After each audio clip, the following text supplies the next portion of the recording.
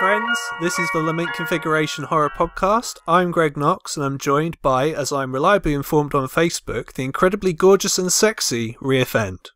Hi Greg, thanks for the intro. Well, more reliably, somebody who's less likely to be watching Disney Princess marathons at the weekend, and more, rather, death on film marathons like we will cover in this episode. Also known as less Moana, more Snuff. Well, Bambi is pretty horrific. Devastating. Definitely. So, you can't be dissing Disney. Disney, it's shaping kids, getting them used to, the realities of life, such as the 3 films that we're going to talk about on the show today. So, on the last couple of shows, we talked about rape revenge video nasties. And as Ria's kind of already said, if you thought those were hard to stomach, well, oh boy, we got a show for you, motherfuckers. So, as Ria's already said, we're covering the subject of death on film, which is lovely to discuss, I'm sure. So it's a particularly taboo subject, I'm sure everyone will agree. So without further ado, Ria, can you give us your usual warning? I can indeed. Warning, the following broadcast may contain spoilers, extreme language, violence, and topics considered graphic or adult, not for those of a sensitive disposition. So, the 3 films that we're going to talk about, as we said, to deal with the subject of death on film. Now, the first film that we're going to talk about today, I just need to discuss a little bit about something which is called Mondo.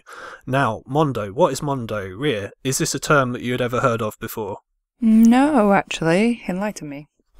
Okay, so, a Mondo film is a type of documentary. It's kind of the best way I can think of describing it is it's like an exploitation documentary. So these are documentaries that are Italian, that they cover sensational themes and topics. Now, the term Mondo comes from the film Mondo Carne, which literally translates as A Dog's Life, which is directed by Franco Prosperi, Gualtiero Jacopetti and Paolo Cavara. And essentially what it was is a sort of a 2-hour-long travel log of kind of weird stuff that happens all over the world, which would have been new to kind of viewers in 1960, which is when it kind of came out. Now, Mondo, although it is classed in a way as documentary, it does differ from a lot of documentary in that a lot of it is either misleading in terms of the difference between what you see and what you hear, or it's just flat out fabricated. So it's lies, Ria. They're lying to us. Can you believe it? So also what they have is a lot of these films, in fact they all do from the ones I've seen, which is not that many admittedly, they also have a voiceover narrator who will sound very superior and very condescending and almost kind of dryly, kind of blackly comedic about kind of the things that we're talking about on screen. So as I said, the main kind of Mondo film is Mondo Carne. Now, Prosperi and Jacopetti have also directed 2 other Mondo films. One's called Africa Addio, and another one is called Addio Zio Tom, or Goodbye Uncle Tom, which is very controversial. Very controversial. Why is that one controversial? Because it's a mock documentary showing what was the present day in the 70s and kind of going to what would have been slaves being taken from Africa to the United States. So it's kind of a mock documentary based on what slaves would have been through when they were being taken from Africa. So basically it kind of pisses on 12 Years a Slave and Django Unchained in terms of very controversial topics. However, having seen the film, I did really enjoy it. It's actually very, very, I don't know, as I said, I enjoyed it, so I do kind of recommend it to people. But yeah, it's not for the faint of heart or the sensitive, shall we say. Well, now that you've said what the narrative tone and style is like, I am actually familiar with Mondo documentaries, but I didn't know that's what they were called. So you learn something new every show. Yeah, exactly. Well, you know, with me. So hey, here I am to teach. Boom. Ladies and gentlemen, Greg Knox. Absolutely. So The first film that we're going to talk about today is Faces of Death, which is a very, very controversial film. And it's got a very, very interesting kind of story behind it. So in the credits, the writer is listed as Alan Black, and the director is listed as a guy called Conan Lecquiliere, however you say that. However, this is patent lies, because the man actually behind Faces of Death is a guy called John Alan Schwartz, who both wrote and directed the film. So, Rhea, tell us all about Faces of Death. Okay, so Faces of Death is a 1978 film. It's an American film, and the synopsis is a collection of death scenes ranging from TV material to homemade Super 8 movies, with the common factor being death by some means. Yes, so there's a lot of death in here, as indeed a film called Faces of Death probably should do. Yeah, I mean, can we just start with the death count? Because I actually passed the death count over to Greg on this one, because I found this film, if we can call it that, a bit difficult to stomach. And as Greg says, there's a mixture of false and real death in this. But I did actually find it a little bit difficult to watch at points. And there's a lot of death in this, let's just put it that way. So I passed it over to Greg to make a tally of how many deaths are actually seen on screen. And what is your death guesstimate or deathstimate, Greg?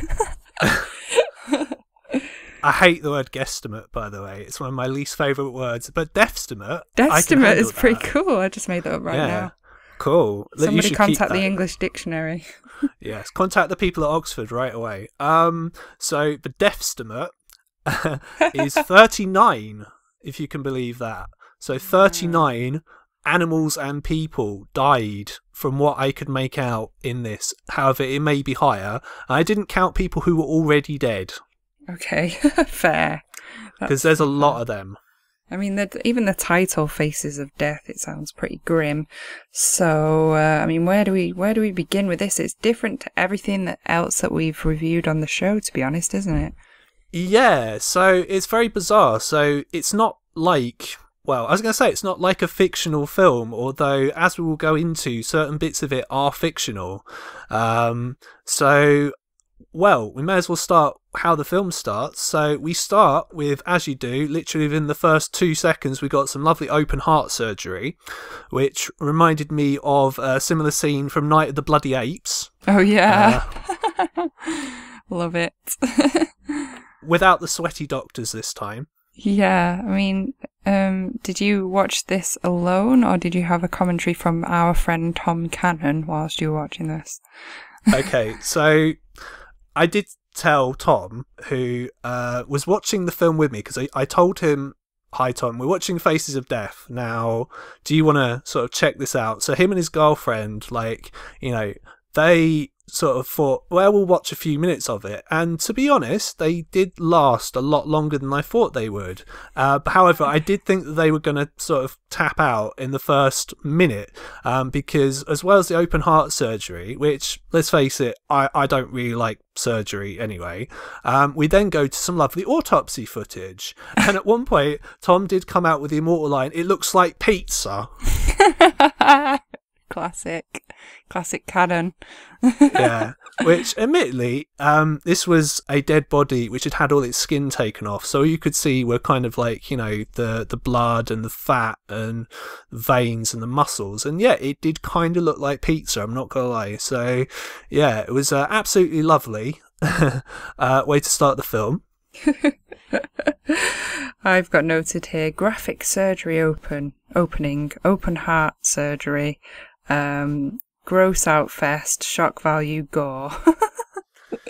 Yeah, and then what we have is we're introduced to our narrator, who has the amazing name of Dr. Francis B. Gross, which is a great name. I loved that.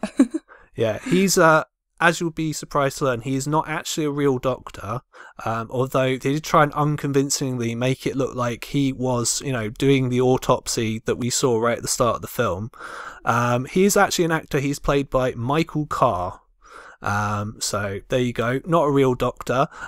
Should have probably guessed he's not a real doctor by the fact that he didn't seem to be wearing his glasses properly all throughout the film when he's shown on screen. It always seemed to show like one of his glasses not really over one of his eyes properly, so it just looked a bit weird. It looked a bit dishevelled, in my opinion. So, I mean, the opening is quite dramatic. There's quite a lot of sort of contorted dead bodies in a morgue, and the camera's like panning around, and it's just body after body after body, so it is quite dramatic. Yeah. Now, just before we kind of continue, I mean, Rit, have you ever seen anything like this before? No, I haven't actually. So I did find it quite shocking. Even though some of it you can see it's not real, or they've got like prosthetic bodies, there is still some stuff in there that you can tell it is real, and it wasn't like anything I've ever seen. It's quite, I mean, obviously you feel like you could learn something from this, and it has that shock value, but it's not like watching a film. There's no storyline to follow, so it's literally just death after death after death. It's quite difficult to kind of keep, watching something like that, in my opinion. Yeah, I mean, it is, as you said, there isn't really a narrative. It's just, here's this, and now here's this, and now here's this. For an hour and 45 minutes, as I'm so rightly informed by IMDb. Yeah, it's pretty long, I gotta say. I mean, they could have probably tacked off maybe 10 minutes worth, and they probably wouldn't have really lost an awful lot, really. Yeah, did you have any particular scene that stood out as being the most shocking or gory, personally? I mean, in terms of that, I mean, knowing which ones are real and which ones I believe are not real, I would probably say the part near the end. So at the end, there's an actual scene of a plane crash, or the aftermath of a plane crash anyway, where you've got bodies literally strewn around all over the place, and you can tell it's real because of, they didn't show the actual incident. It was, as I said, just the aftermath. And yeah, it was absolutely horrendous. I don't even know how they're allowed to put these sorts of things in the film, to be honest. I mean, isn't that like, wouldn't it be requested that wouldn't be done by those parties involved and like family members and stuff? How do they get away with it? Well, a lot of it is just library footage, or like, for example, they show like World War II concentration camp footage, again, about 2/3 of the way through the film. And a lot of that is just, found in a library. So that would be kind of how they would get away with it, really. Okay, for me, the monkey brains scene was particularly traumatic. Yes, although what I thought I would do for this review, to make it a little bit more fun, because I'm not going to lie, there's a lot of individual scenes, and talking about, different death-related scenes is a bit grim, I'm not going to lie. It's grim as fuck. So what I thought we could do is we're going to play a nice little game. It's called Real or Not Real. So, Rhea, monkey brains scene, is it real or is it not real? Real. Okay, well, you'll be delighted to know it's actually not real. Oh, thank God for that. It looks pretty real. It actually reminded me of Cannibal Holocaust, in a way. Yeah, now that's actually an interesting kind of comparison, because I kind of did think that as well. Now, one of the things I find interesting about this, like with Cannibal Holocaust, is where you have animals being killed for real on screen, it does kind of make you second guess that when you see people die, you kind of go, well, is that real? That's why kind of how people were fooled by it back in the day. Yeah. So with a documentary like this, where you've got all these scenes of all these animals being killed right near the start of the film, then you've got sort of this scene of monkey, a monkey having its brains eaten. It does kind of then make you think, well, surely that's real. Or, when you see a lot of the other stuff that happens in the film, you know, it makes you think, well, that must be real as well. So it's Yeah. actually quite clever in that way, I think. It is quite effective the way they mix it up like that, so it is quite confusing. The only inkling that I had that might not be real was the overacting of the kind of well-to-do rich people that were eating the monkey brains, because it's all a little bit like, oh, you know, oh, go on then, that kind of thing. And it was like, didn't seem realistic in the way they were doing it, but I just assumed that the actual monkey, that they thought nothing of doing that back then, maybe, so it was just like real thing. Yeah, I mean, I know what you mean about the dialogue. So my favourite was, you know, one of the actors in the scene going, "Look at the little monkey," and "I know it will be great." Yeah, it was pretty lame, let's face it. Yeah. There's lots of sort of delicate napkin wiping of mouths and pinky fingers in that scene. Just like really sort of hamming it up that they're like supposed to be upper class. Yeah, because if you think about it realistically, I mean, come on now, like, who is going to serve live monkey brains? You know, are people that fucked up that they will eat live monkey brains? You know, but I don't know. But to me, like, just the way it was done, like you say, another kind of big giveaway, and this kind of ties into the next film we're going to talk about as well, is the number of camera cuts used. So if you're making like an actual snuff film, there are going to be no cuts. Yeah. So True. when you're watching something and there are about 8 different cuts in like 10 seconds, Yeah. that kind of tells you it's probably not real. Yeah. Yeah. A word of advice, don't eat some lovely soft mango pieces while you're watching the monkey brains scene. Like Miss Fend did. Like I did. And then kind of was sat there like, oh, it's not quite so appetizing anymore.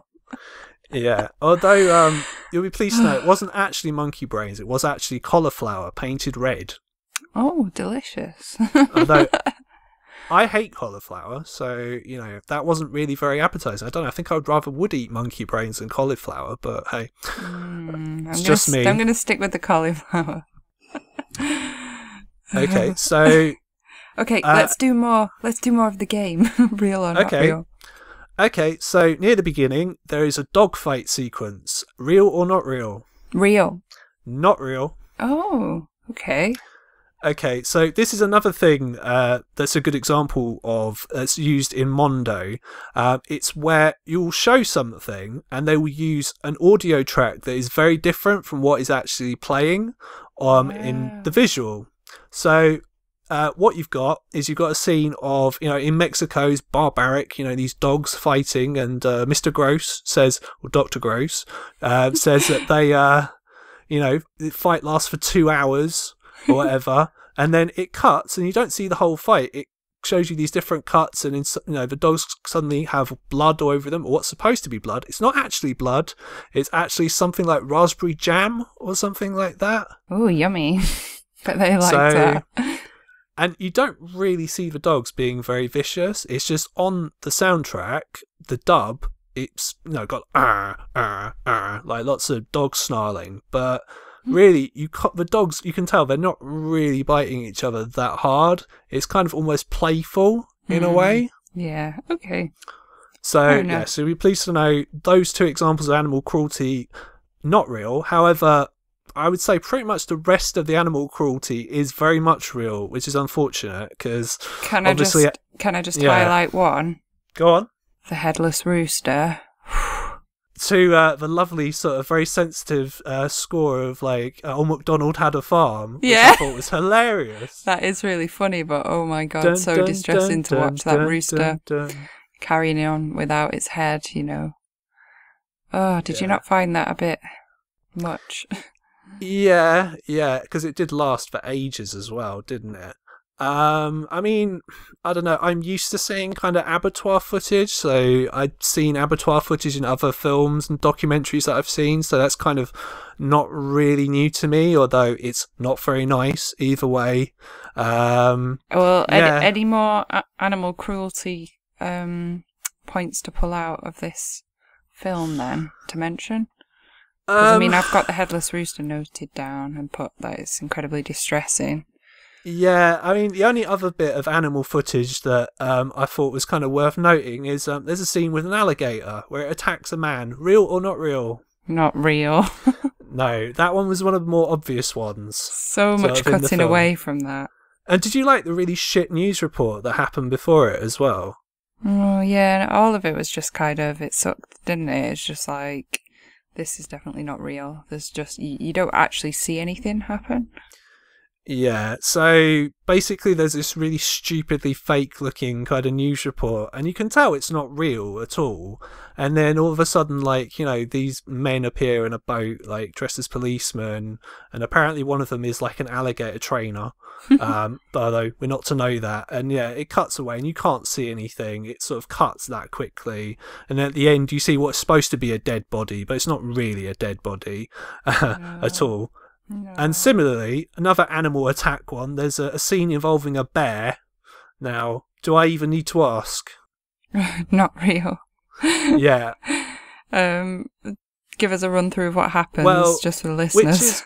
Which is ridiculous. So basically, there's a scene which apparently was shot by two couples, which explains why all of a sudden it goes from one camera to another camera, which is like, yeah, of course, that really happens. Like, you know, in footage, and you know, it's a guy in a car, and it's like, oh, come here, bear. He's trying to feed a bear, a lovely friendly bear, and then I think he gets out of his car, which is like, okay, this is really stupid. If a bear came towards me, I'd run away. It's like, they're scary. Yeah.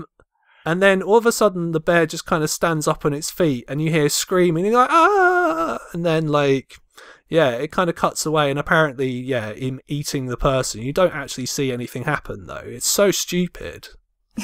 Yeah, ridiculous. Absolutely ridiculous.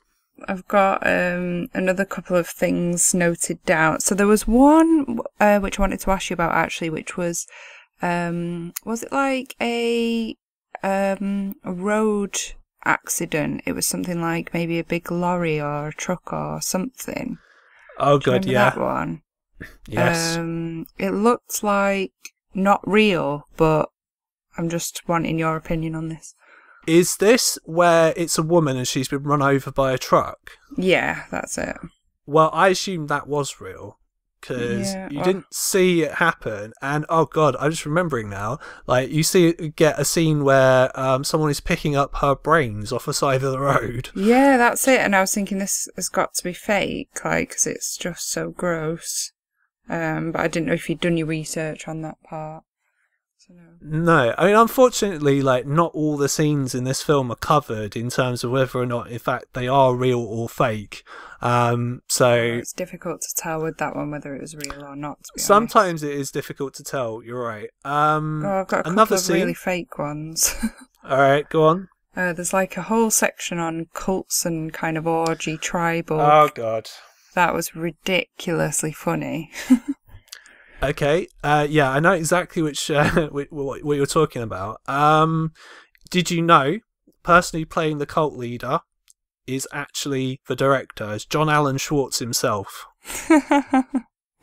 That's a very choice part that he's given himself there. Yeah, exactly. And I mean, the whole thing is just ridiculous. So basically, what you have to imagine is like this guy who's like a documentary filmmaker. It's like this cult have, you know, allowed him access to film them kind of ripping apart this person's body and eat it and rub the blood over themselves and then have great big orgy. It's like, yeah, of course, that would definitely happen in real life. Yeah, of course, yeah. Not a chance. So ridiculously fake. He obviously enjoyed making that part of it if he wrote it in. Yes. Now, there's a bit which happens very, very soon after that where we have a dead body which turns up on a beach. Now, real or fake?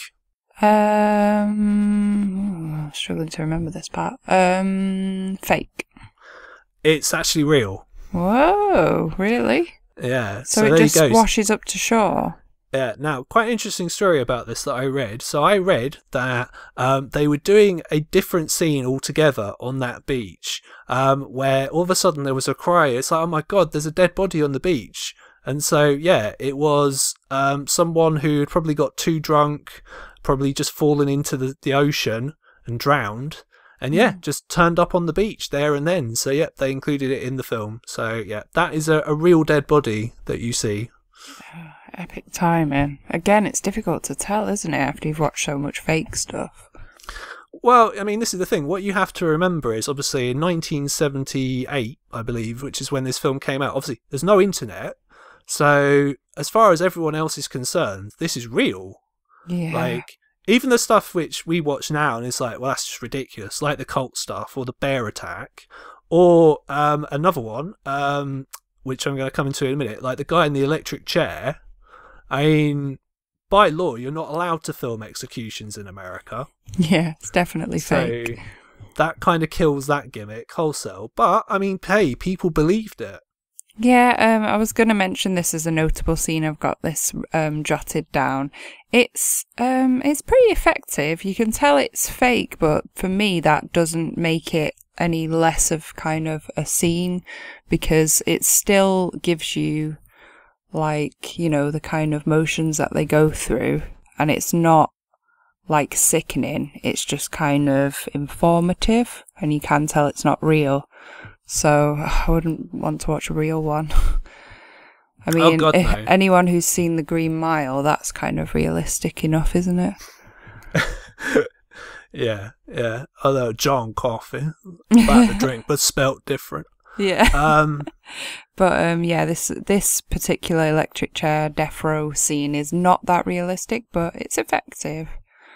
I did like when the doctor came over and like sort of looked away and was like, no. As in, he's not dead yet. Sorry, you gotta keep going. Keep on going. Yeah, I liked the taped eyes and the ridiculous amounts of blood coming out the eyes at the end, which was well over the top. Definitely. In conclusion, I've got noted for this film, like, boring but gross. And it's just like shock value, which is in itself really interesting because it is very different, and I can see how it would have been quite hard hitting back then in 78. Oh yeah, definitely. I mean, like, you don't really get, well, I was going to say, you didn't really get stuff like this back then. So Mondo kind of went from sort of just travelogue of like, look at all these weird things that foreigners do, to here's all these people dying. And it's like, yeah, kind of really, really fucked up. Now, interesting side note, this is actually a Japanese production. And because apparently the Japanese love stuff like this. I don't know what it is. Oh, yeah. They're just obsessive about things, aren't they? And specifically if it's like gross or shocking or like really interesting and, you know, like basically you're not able to find information on it easily. Yeah, like the guinea pig films, for example. This kind of explains kind of like why they exist, because, yeah, big in Japan. Death, obviously. Which also explains, now, Japanese, they love violence, they love death, not so much a fan of nudity, because if you notice, there's a scene where we go into like a coroner's office, and all the corpses, they have like their genitals covered up with like cloths. Yeah, I did notice that as well, actually. Which is a bit weird. It's like, oh my God, like, we don't want to offend anyone by showing these people's genitals, apart from the fact they're dead. Yeah, that's quite funny. It's pretty weird. I thought it was pretty cool how they rounded it up at the end with a birth, so like the cycle begins again, and then they got this ridiculously happy music at the end. Oh God, yeah, don't get me started. The song at the end is ridiculously cheesy. The music in general, so I already mentioned Old MacDonald. There's kind of two things that I kind of wanted to kind of take away before we kind of end this review. First of all, the music, for a lot of it, is just ridiculous. Absolutely ridiculously ill-fitting. I did love, there's a scene where a woman jumps out of a window and the song they use on the soundtrack goes 1, a 2, a 1, 2, 3, 4, and then she jumps. Amazing. Which is like, oh my God. So like, inappropriate. Amazingly inappropriate. And like, yeah, during a lot of it, it's got this very, very happily sort of twinkly music. It's just like, I don't know if it's like the Last House on the Left thing, where they're trying to juxtapose what's going on with this like really happy music, so it's not really all that morbid, but a lot of it was just really ill-fitting, let's put it that way. My favourite death, not the goriest death, but the one that I found kind of most amusing for the way they treated it, was the guy who had the skydiving accident. And the reason I found that funny is because they showed a slow motion replay afterwards. Oh my god. Like I was watching football. So I'm like, wow, okay. That's pretty fucked up, I'm not gonna lie. Jesus Christ. What was your favourite, just out of curiosity? Favourite? Well, I did think that the alligator one was ridiculous. And I thought, like, the electric chair one was the most interesting. Didn't really have a favourite. I guess I'm going to go with the electric chair. Yeah, okay. In terms of whether or not this is a video nasty, this should be a pretty easy yes, really. Yeah, well, it put me off my mango, so... Now, did it put you off eating meat? No. I did eat a lamb burger today. Oh, I mean, say no more then. Oops. If you are interested in checking out Faces of Death, it is available in the UK, which is quite weird because I didn't think it would be, but apparently it is. It's available from a company called Screen Entertainment.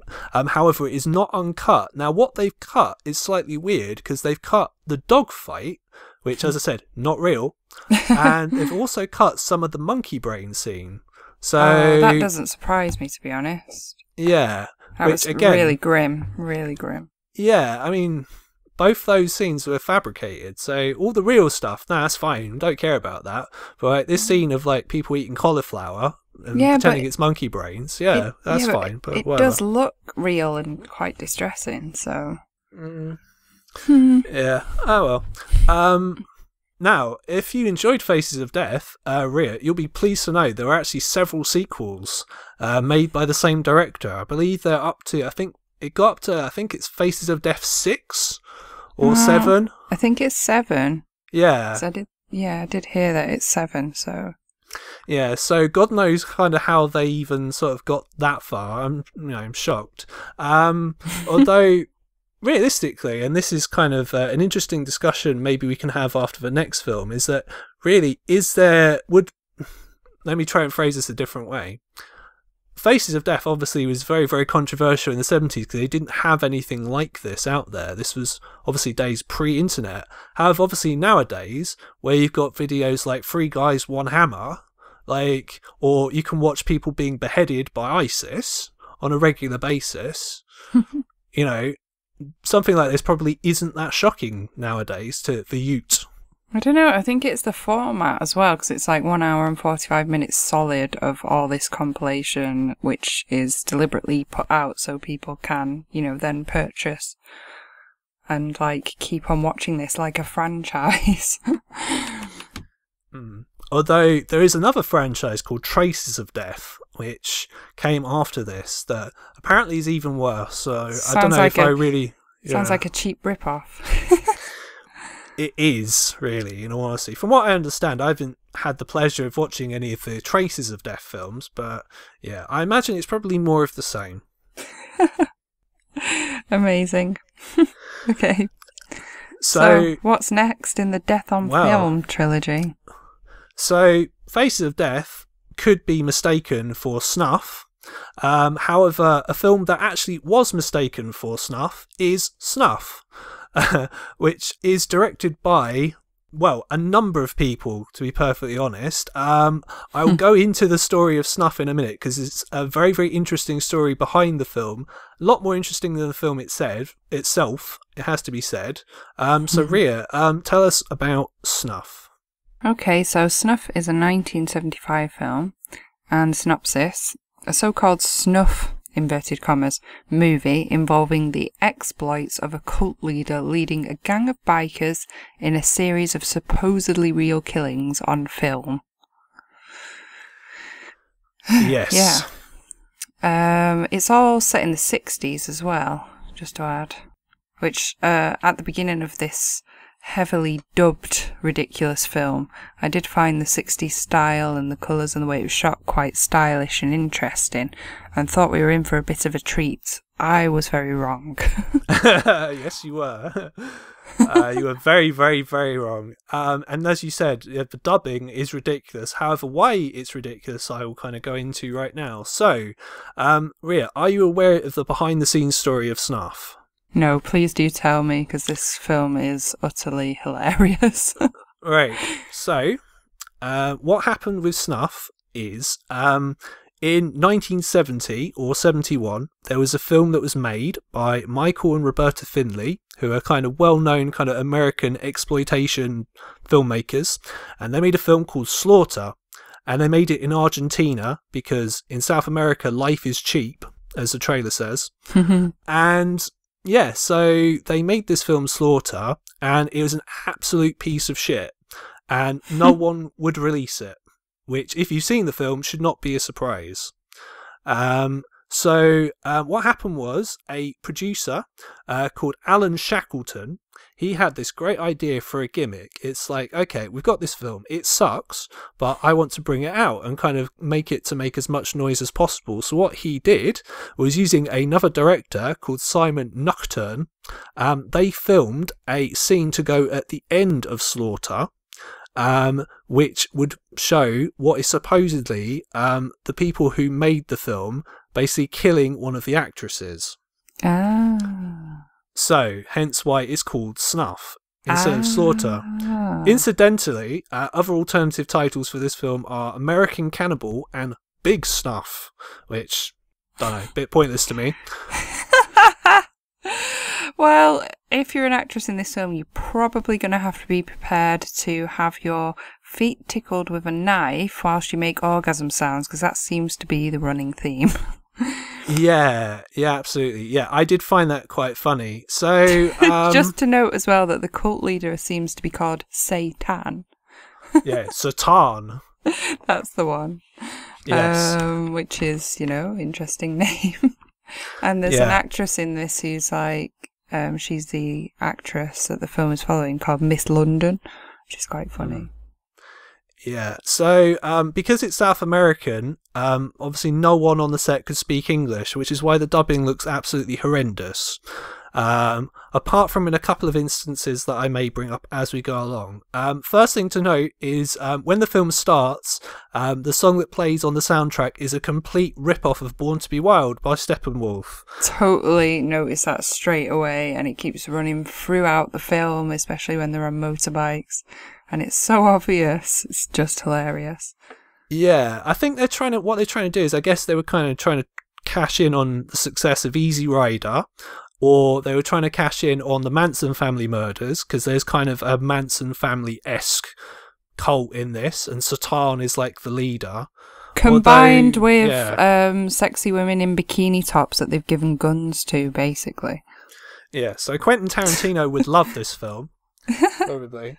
If he doesn't already. The women in this film are really hot, I have to say, so that at least kept me somewhat entertained during the nonsense that is the film itself. There are a couple of bits that kind of reminded me of like Rob Zombie-esque kind of grindhouse style as well. Like there's one bit at the end where one of the girls is like laughing manically, and it sounds a bit like Baby from Devil's Rejects, Sherry Moon Zombie. Yeah, I hate The Devil's Rejects, so I tried not to think about it really, to be honest. But I don't know if I kind of agree with that, because I don't know if Rob Zombie would really appreciate you kind of comparing like his films to something like this, because obviously his films are much, much better, but if you listen to her laugh, it totally sounds like the style that Sherry Moon Zombie has adapted and improved, of course. Yeah. This is where we differ.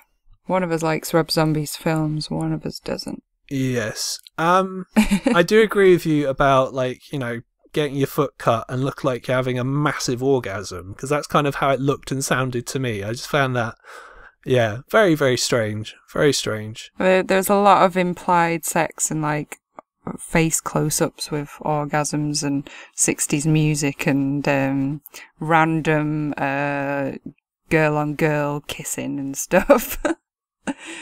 Random lesbian kisses for no reason. Yeah, there's a lot of implied sex which can't really happen because people still have their clothes on.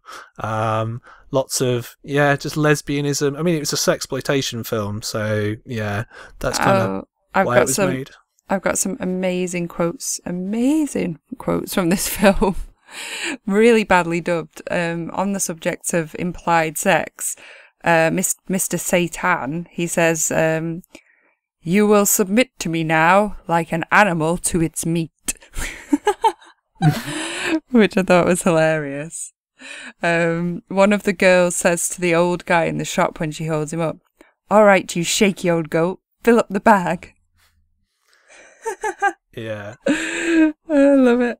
I gotta be honest, like, Satan, he did kind of remind me of a bit of a shit cult leader. I know you don't watch WWE, but anyone who watches WWE, Satan basically reminds me of Bray Wyatt in that he kind of just talks a lot of absolute nonsense. It doesn't really mean anything, really. That's just a lot. It's like, there's some absolute ridiculous sections in this film. Like, there's a scene where there's a character called Horst, who is very unlikable. He's probably the most unlikable character in the whole film, and that's saying a lot. Basically, his dad randomly appears, and he comes out with a great line, a great line, where he just says, "Surely you don't find that shocking?" Oh yeah, I remember that. Well, my other favourite quotes, did you like Angelica telling her bondage story of when she was little? And she goes, "I lost my turtle in the tall grass and was looking for it."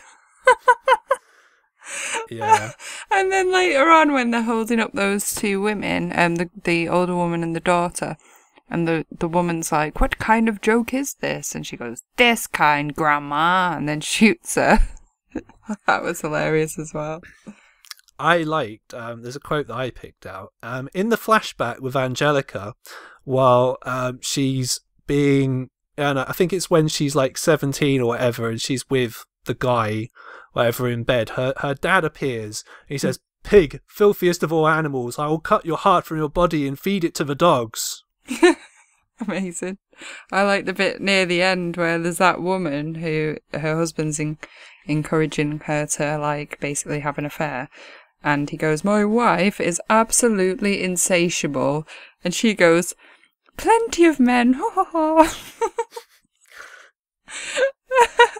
She's really drunk. So funny. Yeah, so as we established, like, a lot of really shit dialogue, but a lot of it is quite funny, so you can probably take amusement from that. Also quite a high death count in the film. So I will let you take it away with the very, very high body count of this film. 16, so not as high as your Faces of Death would clock up, but much easier to put into a list, let's say. I've actually volunteered to do my usual death count for this one, unlike Faces of Death. So the first death is really, really random. No idea. I can't even really remember who actually commits the murder. That's the first one. It just takes place in an airport, and it's just some guy, really. I have no idea who he is, what part he had in the plot. Then again, the plot of this film doesn't really make sense, to be honest. So there's a man at the airport that's stabbed, first off. And then we've got a guy called Max gets stabbed with a knife. Yeah, which takes place during some kind of, like, I don't know, Mardi Gras or carnival-esque, well, carnival, really. Yeah. And, which reminded me of that Mardi Gras Massacre one that we did. Yeah, although, I don't know, Mardi Gras Massacre, I kind of prefer that to this. Oh, for sure. We had our awesome killer in Mardi Gras Massacre. Isn't anyone quite like that in this, with his great way of speaking with dramatic pauses? Terry London, who you mentioned, who is an actress who appears in this, and her lover, who's a producer, Max, he gets killed. She says just before this, it's like, "This is 10 times better than Mardi Gras," and it's like, no, it doesn't. This is just stock footage that you've just inserted into the film. So, like, not sure about that. Well, then, I didn't actually count these, but somebody does actually say in the dialogue that 7 people were murdered last night with the same knife. So the body count would be even higher if we added that in. But death number 3 is Grandma. She gets shot, as she calls her. So, then, go on. the young girl who's her daughter then gets shot as well.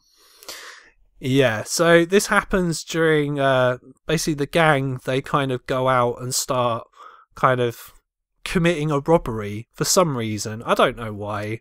And so they just start randomly killing people. Yeah, and then there's a man stabbed in the back. Yep. And then the girls are trying to get away with this robbery, and one of them gets shot in the back.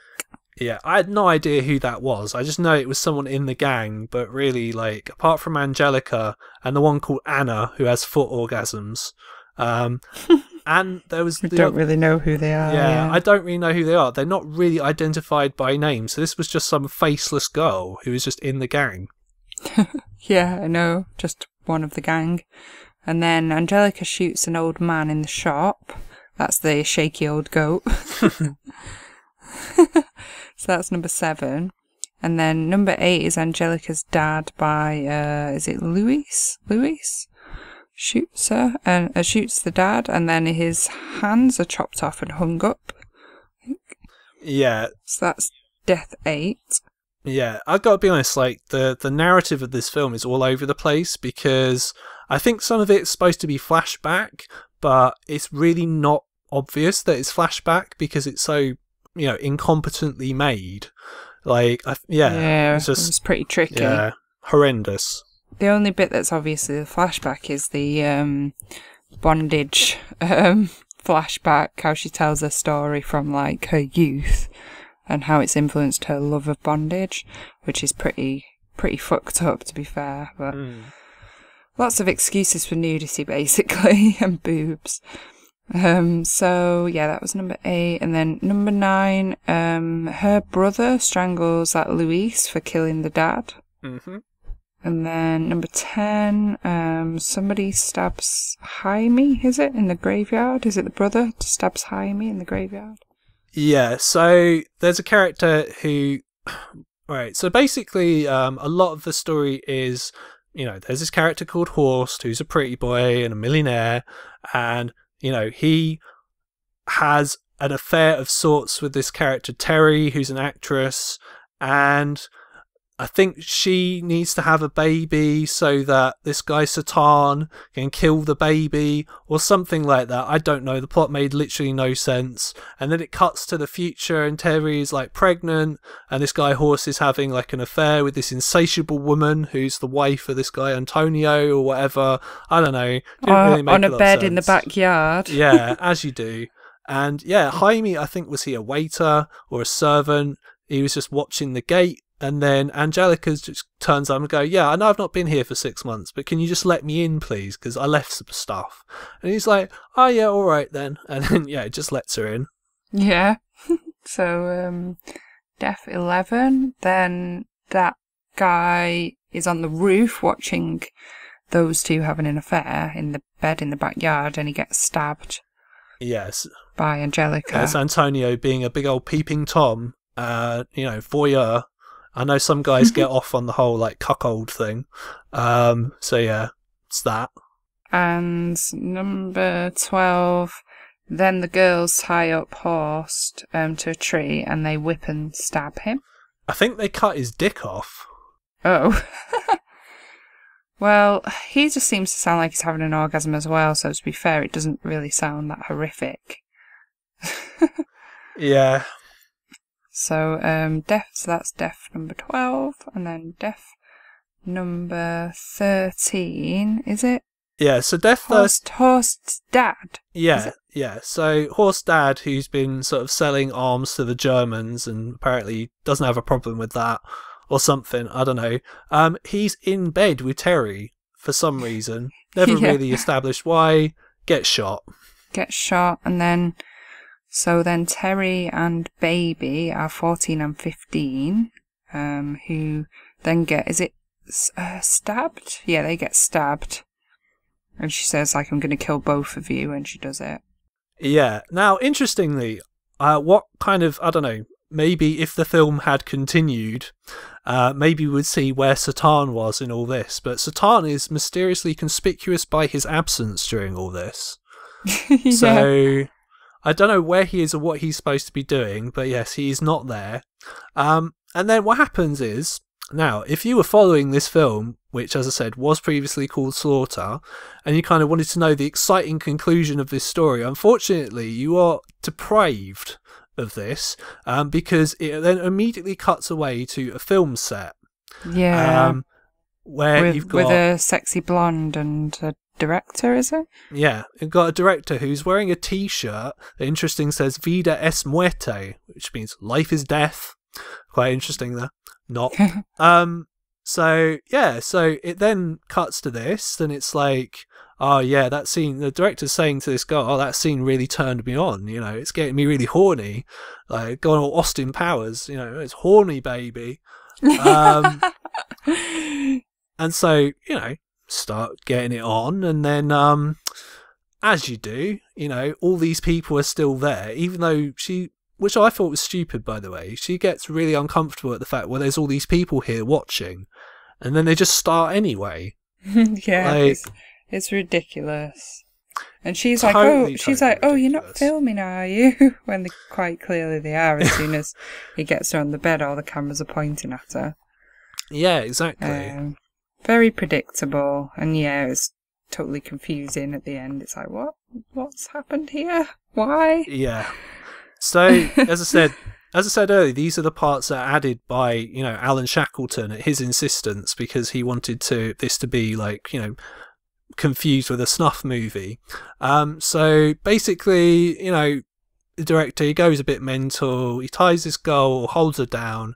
He cuts her finger off with a pair of pliers. Oh yeah, it's quite a cool bit actually. I mean, it doesn't look that real, but it's quite cool, like the effects that they've used. No, and it would be even better if like the finger didn't actually magically appear about 30 seconds later as well. So great continuity there, guys. And then like they cut off her other hand with a jigsaw, I believe. Yeah, I mean, again, that's quite a creative bit. It's like not very realistic, but interesting. No. So. And then almost the most ridiculous part is where they kind of, you know, stab her in the stomach and then pull her guts out. And you can tell, first of all, it's not real, because how they did this, as you can probably quite easily see if you watch it, is it's a fake mattress. The actress's body is kind of goes up to about halfway, and then it disappears under the mattress, and then you've got like a fake torso on top of it, which is why her body looks really weird, kind of during all this. Yeah, it is funny, but I mean, it's quite gruesome, sort of the idea of it, but it does look funny.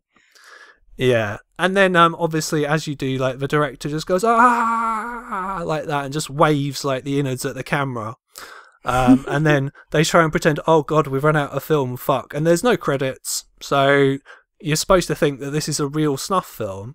And to be honest, at the time, people did think it was a real snuff film, absolutely, because what happened was Alan Shackleton, he created this fake kind of controversy around the film. He arranged people to protest the film to try and, you know, get any kind of like publicity for it.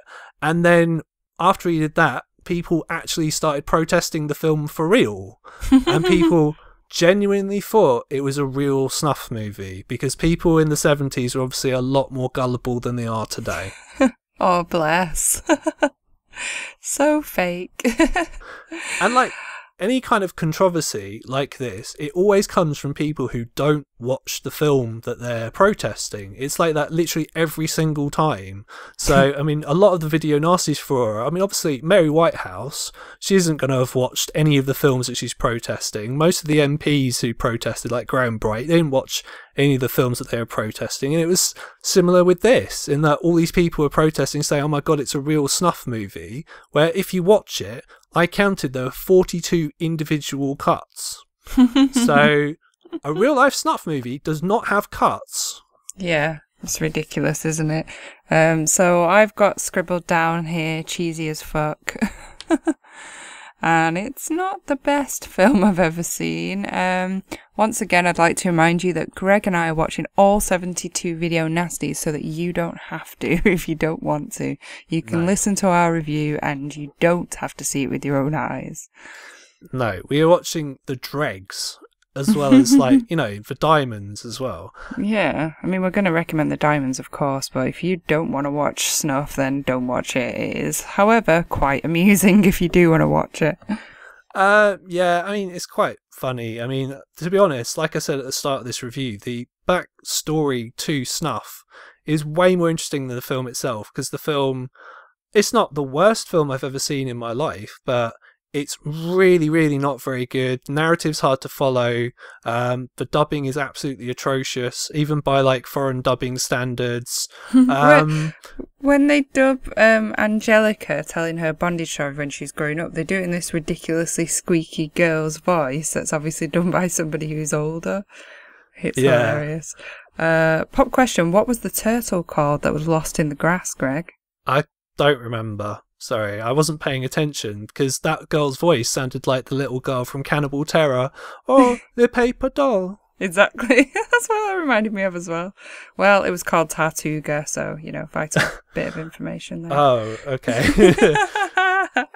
I'm sorry that I missed that vital piece of information. Just that I wrote it down and I needed to put it to good use, so there we have some important information. Definitely. So, Rhea, key question. Snuff, video nasty, yay or nay? No. No, not at all. I agree. Absolutely not. I mean, the title sounds pretty controversial, but the content is not. No, it's just a bit naff, really, isn't it? It's just, yeah, whatever. As you say, if you like hot South American women, you know, it's kind of worth it for that. You know, funny tan lines and everything, you know, so. Good old bikini tops and guns. Yes. As I said, Quentin has probably seen this film more than once. So if you do want to watch this film in the UK, you'll be absolutely shocked to hear it's not available in the UK. So alternative means needed for this one. Although, really, if it was, I probably wouldn't waste my money on it, to be honest, but hey. Fair enough. Now, before we move on to our next film and our last film, I just want to quickly give a plug to a book, because, believe it or not, I don't just watch films. Sometimes I can actually read as well.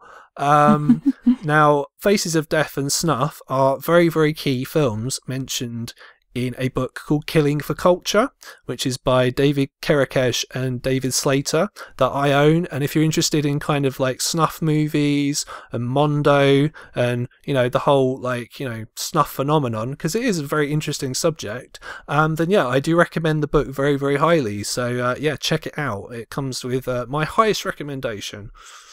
Awesome. I shall definitely check that out. Yes. Although, you know, if you read it at work like I did, people will look at you funny, because, yeah. I bet people always look at you funny at work, especially if you're watching horror films in your break. Yeah, well, you know, what can I say? People look at me funny generally anyway. I have that kind of face. Anyway. So, the last film that we're going to talk about on the show is called Human Experiments. Now, you might be thinking, like, a film called Human Experiments, you know, what kind of debauchery goes on here? Unfortunately, yeah, the experiments are more of a psychological nature, and it's actually a woman in prison film. So I've kind of actually misled you. There is no death, there is no snuff, nothing like that in this film. Yeah, just a kind of okay woman in prison film. It's not really even that exploitative either. It's directed by Gregory Goodall, and Rhea will let us know the synopsis for this one. Yeah, I mean, it's not even really a horror film, it's a crime thriller, as IMDb has reliably informed me. So yeah, don't expect a horror film. It's interesting. It's a 1979 film. And the synopsis is: a demented prison doctor performs gruesome shock therapy experiments on inmates. But, I mean, this is debatable. I didn't think it was that gruesome. Did you, Greg? No, there isn't really... Well, there's no real gore to speak of. I mean, there's some murders quite near the start of the film, but even they're not that gruesome. It's just, yeah, most of the film takes place in this woman's prison. And I mean, we're going to cover a couple more women in prison films in this series as we go along, but I imagine this is probably at the low end of the exploitation spectrum, because you've got a bit of nudity, and really that's about it, to be honest. Yeah, I mean, even that synopsis makes it sound a little too good. Is this Dr. Klein and Rachel Foster, the sexy lead blonde, and this Dr. Klein is brainwashing the women in prison to rid them of their personality and kind of make them into different people. So it doesn't really get much more exciting than that. And like you say, there are some deaths at the beginning. So I've got my death count. I think the final death count is 4. Most of it is in with the first sort of 10 minutes, I think, just to set the story. And then after that, it's a little wishy-washy, although I did quite like the lead actress who plays Rachel Foster. I did like her. Thought she was interesting. That's it really. I was a little nonplussed by this film. What about you? Yeah, I mean, so the lead actress, just to let you know, is Linda Haynes. Now, she was in a couple of films in the 70s that are quite well known. There's a film called Rolling Thunder, and she's in Coffee, which is a blaxploitation film. But yeah, film itself it's alright. It's not the worst film I've ever seen, but not really anywhere near the best either. There are a couple of bits I thought were quite suspenseful, kind of near the end.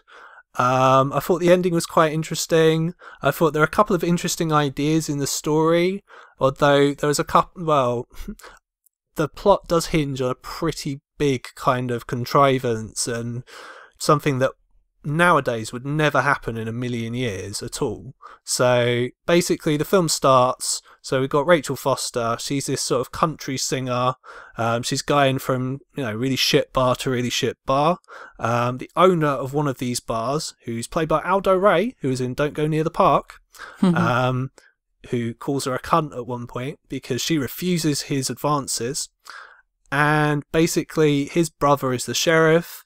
And like you say, she finds this house full of dead people, and the person doing the killing, who's I think the son in the family. Yeah, it's the young boy, yeah.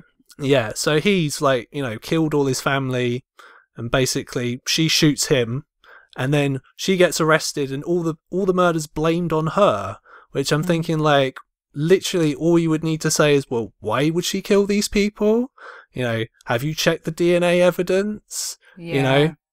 Yeah, because the deaths in order are, there's a murdered woman outside in the bushes or kind of desert land, who's unknown, who she comes across when she walks up to the house, presumably the mother of the family.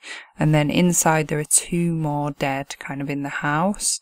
And then she walks into the front room and there's the son, the young boy, sat there in an armchair. So she shoots him. So that is it's 3. 1, 2, 3, and then she shoots him. So that he doesn't die. He goes into a coma, so yes. He's not technically dead. And then later on, we think that there's one woman who dies at the prison called Rita. So that's much later. So that would be 4 in total, as the young boy who I thought initially was dead is only in a coma. So, I mean, it's a decent plot. It's not that exciting. Like I say, it's not really horror, so it doesn't really float my boat as much as a lot of the films that we've watched for these reviews. But it is still interesting, and I think she's pretty awesome actress. And there's a random scene where she's trying to masturbate and she goes crazy because they interrupt her. There's another scene where I think he's the guy who's controlling them all has stolen a car that she recognises, and she goes nuts and she starts hitting this car. That's quite interesting. And yeah, overall it is quite elaborate plot wise, and there's quite a lot of build up to this part where they're kind of becoming more numb and have less personality, and they're just eating mashed potatoes and doing mundane things like that, which is quite interesting, the kind of decline of their mentality and just the draining of the life out of them as he controls them. It's okay, but it's not like an amazing film by any means. No, I mean, it's not a terrible film, as I said. It's just, I gotta be honest, it did take me 2 attempts to get through this film, because the first time I saw it, I did That's kind of not fall like asleep you. about... Yeah, well, I try not to watch films like when I'm really tired, just because, yeah, like what happened with this film, I tried watching it, got to about 20 minutes, and I was just gone. Totally gone. That's The so not like you. I've got written down here that the film is I quote, a bit Reader's Digest. What does that mean? Just, the Reader's Digest that, like, women used to like back in the sort of 80s when it was, like, something that was sort of semi-scandalous but not really that exciting. Oh, okay. So, like, made for TV? Yeah, kind of. A bit like that. Yeah, I kind of get that impression. Yeah, I don't know if it's the version that we kind of both watch, because, I mean... It's not available on DVD in the UK, just to get that out there right now. So a lot of these films, what you're relying on is kind of like a pan and scan from a VHS copy. Oh yeah, the quality was terrible of the copy that we watched. Yeah, so it's quite dark and quite murky, and sometimes you miss a lot of the detail. But that also, the plot, I think, is like quite sort of middle-aged woman, like magazine story-esque, which is, like Reader's Digest. Or like Now magazine. Well, probably like the 80s equivalent and a bit more old-fashioned than Now magazine. Yeah, so like, yeah. Bit of scandal, nothing too exciting. No, I get what you mean. There are a couple of things about this that I did kind of quite like. I gotta be honest, I didn't really make a lot of notes for this one, not because the film wasn't that interesting, it's just wasn't really a lot of kind of stuff I wanted to write down as such. I did note kind of that there's a very funky band that appears like 2/3 of the way through. I believe they're called Lucifer and the Archangels. They are, and with this being in the 70s, it's quite a bit 70s, a bit glam rock-esque, and it's quite a cool scene where the female prison inmates get to see this rock band, which I thought was a nice touch, because we've had that in so many films actually that we've seen, like horror-wise, like Driller Killer, and when we covered Hellraiser, the franchise, and there was that one film that had the band in. It's always like quite a nice way to break up the film and have a bit of entertainment in it, so I thought that was quite a nice touch. Yeah, there's a lot of slasher films as well where they'll have like a graduation dance, or they'll have some kind of prom, and yeah, there'll be some sort of 80s band there as well. And yeah, I kind of see what you mean. It does kind of break up kind of what's going on. Yeah, definitely. Can work. Definitely adds something to it, and David Lynch has definitely used this technique in the latest series of Twin Peaks, if anybody's been watching series 3, which is fantastic. So I mean, I think it's quite an old-fashioned sort of thing, like you say, 70s, 80s, and with Twin Peaks being so 80s, they've like brought that back in again, so it is quite current now. Well, there is like the great scene in Fire Walk with Me as well, where you've got the band playing like in the middle of the film, where they're all talking and you need subtitles to read it. Or even in Blue Velvet, there's a great scene where they sing the Roy Orbison song right in the middle of that as well. So yeah, I agree, totally, 100%. Yeah, he keeps bringing that back, which is really interesting. Yeah, although it's quite telling, we've kind of got off the subject of Human Experiments, because David Lynch, more interesting than Human Experiments, believe it or not. Another Sure. part that I like, the only part that I found generally unnerving is the part where she's trying to escape and she's trapped in a room and all these bugs appear, because I hate insects. They do genuinely quite unnerve me a lot of the time. So when she's like literally got thousands upon thousands of insects trying to get into this room and they're all over her, and I'm like, oh my god, like I couldn't act in a scene like that where I've got so many bugs covering me or anything like that. Oh my god. So Yeah. I thought that was quite well done. And then the scene afterwards where I thought she was actually being hung, but I guess it must have just been a visual metaphor just for her old personality dying or something like that. Yeah, that's exactly what it was. So then she becomes Sarah, at the end, and then she's at the very end she's like singing as this country singer, and the song's called Slow Down Sarah, and I presume that that's her connecting with her old self at the end. But did you understand the ending? Can you like give your opinion of that? Well, it's the same song, sung very badly, I must say. It's a good actress can't sing. But yeah, and then it's changed to now Sarah, so it does kind of, it's a bit open-ended. It's like, well, is she now Sarah? Has she gone back to being Rachel? Is she back to her old self again? Or is she now this new character? I mean, has this doctor completely fucked with her head and her personality, you know? So, slightly open-ended, I think. Yeah, but again, it kind of goes back round in a loop and links to the very first scene. So, yeah, I did think that was pretty cool, actually. Not a bad ending. Yeah, and I mean, I can kind of guess what you're going to say already. So, should this have been a video nasty? Absolutely not. Lukewarm for me, this film. Yeah, absolutely. I mean, I think what must have happened is you see the title of the film, you see Human Experiments, and you think, oh, well, this must be really fucked up then, if it's got a film called that, because, I mean, there are other films in this series that have very similar titles, or, I mean, you might think of something like, have you seen Men Behind the Sun? No.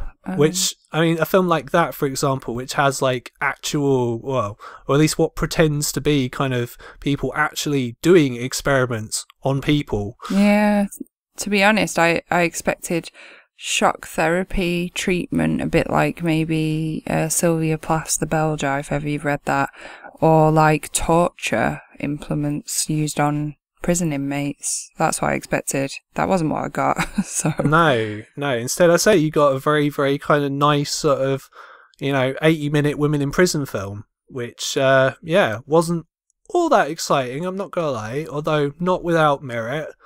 But yeah, it was okay. Let's put it that way. Why do you think this made the list? Just the title? Literally just the title, as I said. God, why can't these people actually watch the films before they didn't ban them?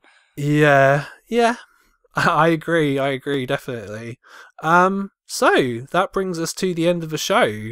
So not quite as high a quality film-wise as kind of we've been used to dealing with recently. Of all the 3 films, which one would you say was your favourite? Oh God. Wow, slim pickings, isn't it? Okay, I feel I benefited the most from watching Faces of Death because it is fairly controversial and interesting, so I'm going to go with that one. Which one was your favourite, Greg? I mean, from an actual filmmaking perspective, I mean, Human Experiments, I guess, is technically the best, but yeah, I mean, Faces of Death is kind of, there's this grim fascination. I often go with, well, what would I watch again right now if I had to? That's kind of how I kind of decide these things. And I would say of the 3, I'd probably watch Faces of Death again because I'm a sick motherfucker. So yeah, same. I mean, it does have that kind of appeal of like being able to tell people what you've watched because it's pretty crazy. And I do like that we kind of spawned the word Deathstimate out of this film as well. Yes, Deathstimate. And you were talking about the Reader's Digest. I don't think anyone's talked about Reader's Digest for about 25 years, so, bringing it back. Bringing it back, definitely. Bringing it back into fashion. So, my name is Greg Knox, and I want to thank everyone, my friends, for listening to the show. Hope you enjoyed it. I certainly enjoyed doing it. If you want to listen to any of our previous shows, or if you want to subscribe and kind of, get any new shows that we do every 2 weeks on a Sunday, put straight to you, all up in your area, then by all means subscribe to us on iTunes. Any updates that we give will be on our Facebook page at the Lament Configuration, or on Twitter at Lament Horror. If you don't have iTunes because you hate Apple, all our previous episodes are on YouTube. All the stuff that we did for Fright Fest is up on YouTube, including our Cult of Chucky video, which is very popular, which is Miss Fend did. And yeah, we're also on TuneIn Radio as well. So, help us out, guys. Yeah, and once again, I have been death count girl, Rhea Fend, and I am alternative model and actress on Twitter and Instagram as Rhea_Fend. Sorry, at Rhea_Fend. Fend, and I am on my public modelling Facebook page as Rhea Fend, once again Fend. Hope this show hasn't put you off your mango, and I will now be off to watch Moana on DVD. No jokes, I'm off to watch slasher films for the next show. Yes, exactly, because we've got our big Halloween show coming up in 2 weeks' time for all you lovely people, my friends. So I've been kind of dropping hints about this for a while because I said, yes, we're going to be doing a really big show for Halloween. And yes, it's going to be on slasher films. So I'm not going to lie, for the last 6 months, I've been basically, wherever I can, been watching as many slasher films as I can because I don't have a life. So that's the kind of thing that I do, sort of, in my spare time. So literally, I've been binging as many slasher films as I can because we're going to do a big special on basically the history of slasher films from the very start, predating slasher films, the 70s, the 80s, obviously when the big boom happened, to the 90s and kind of the present day. So this is something I've been looking forward to for a very, very long time. And I'm very, very excited to do it. And I hope you guys are too. So really, really, really much looking forward to that one. So that's going to be the next show.